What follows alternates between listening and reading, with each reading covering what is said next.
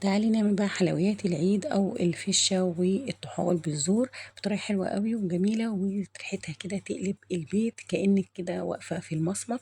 حاجه كده لذيذه. صلى على الحبيب المصطفى عليه الصلاه والسلام، وما تنسيش تعملي لايك. اول حاجه بجيب الفشه بتاعتي بالزور بتاعها، سواء عجالي او سواء ضاني. بغسلها كويس جدا، بنقعها بميه وملح وليمون بكميه كتير جدا عشان تنزل كل الدم بتاعها. نجيب ميه بتغلي كده على النار، وبحط فيها حبهان ورق لورا وبصلايه وفلفل اسود، واسيبها لحد لما تغلي. اقلبها تقلبتين كده زي ما انتم شايفين، وبعد كده اي ريم بيطلع لازم يتشال. اي ريم بيطلع طول ما انت واقفه كده، اي ريم بيطلع لازم تشيليه عشان ما يخليش ال- الحاجه زفره معانا وتعمل ريحه مش حلوه ومش مستحبه، ولون كمان مش هيبقى حلو. يعني طول ما انت واقفه كده لقيتي ريم بيطلع تطلعيه. تمام. او ان انت تغيري الميه، ياخد 10 دقايق كده وترمي الميه وتحطي ميه نضيفه تاني، وتحطي فيها نفس المكونات البهارات. هتبقى حلوه قوي معاكي. بيقعد قد ايه؟ حسب حجم الذبيحه، يعني حسب عمر الذبيحه. انا ما اقدرش اقول لك تقعد نص ساعه ساعه، حسب الذبيحه لو عمرها صغير هتقعد وقت قليل. فانت تابعي تعرفي منين انها استوت، تدوسي عليها كده بطرف ضوافرك او ايديكي، لقيتيها انها بتتقطم معاكي يبقى كده هي استوت. واهم شيء الزور برضك ان هو يكون مستوي معانا. هنا كان السلق معانا وبقى زي الفل، سبته لحد لما برد خالص. وهبتدي في كده في طاسه، جبت حته ليا مع شويه من الزيت.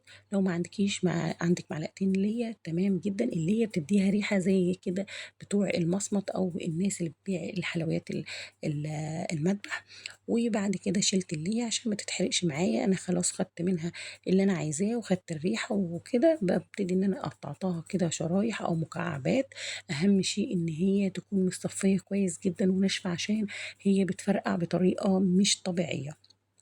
انا كنت سالقه معاها طحينه بس لوحدها، ونفس الطريقه ونفس ميه السلق يعني في حلة تانية ونفس الطريقة، وقطعته شرايح كده ونزلتهم. هي ما بتاخدش وقت خالص عشان تبقى طرية، مش تبقى ناشفة وقددت معانا. فانا تقلبتين تلاتة كده وهي بتبقى اتشوحت معانا وكده بقت خلاص.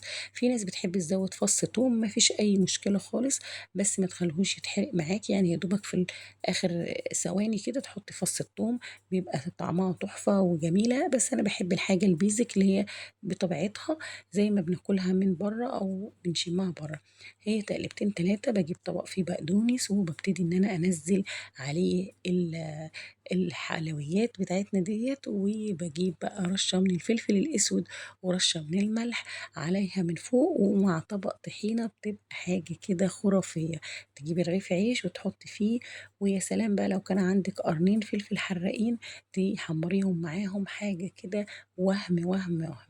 لا، عايزاكي تجربي الطريقة ديت، حلوة جدا وما بتاخدش وقت خالص، وطعمها بيطلع تحفة تحفة تحفة. لو وصلت لحد هنا بتتفرجي على الفيديو، اتمنى منك تعملي لايك وكومنت كده حلو زيكم، تقولوا لي بتابعوني من انهي بلد.